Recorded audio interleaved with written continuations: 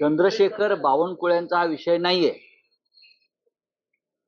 हा विषय फक्त बावनकुळेंचा आहे का मी असं मानत नाही.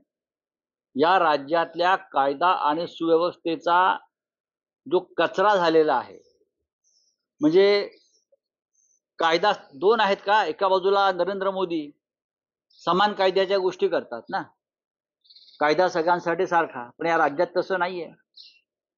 जर दुसरं कोणी अशा प्रकारचा गुन्हा केला असता आणि तो दुर्दैवाने विरोधी पक्षातल्या नेत्याचा मुलगा असता तर देवेंद्र फडणवीस आणि बावनकुळे यांच्या ज्या फौजा आहेत त्या तुटून पडल्या असत्या आमच्यावर.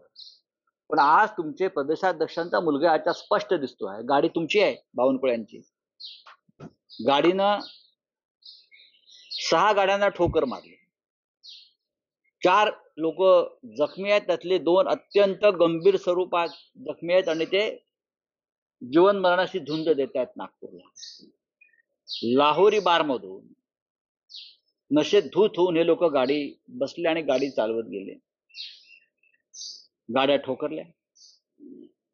त्यानंतर 2 ठिकाणी 2 वेळा झालं. हे सीसीटीव्ही फुटेज गायब केलेले आहेत नेहमीप्रमाणे.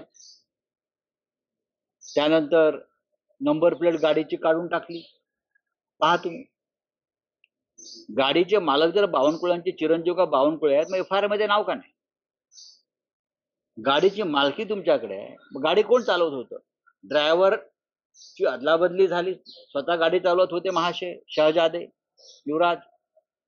पण अपघात झाल्यावर ड्रायव्हरला बसवला आणि ड्रायव्हरचं नाव घेतलं.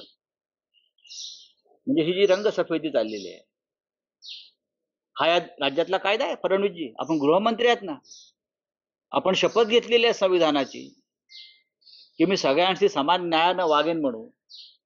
पण या देशामध्ये, या राज्यामध्ये गरिबांना सामान्यांना एक न्याय आणि तुमच्या पक्षातल्या मोठ्या लोकांच्या मुलांना बाळांना त्यांना वेगळा न्याय.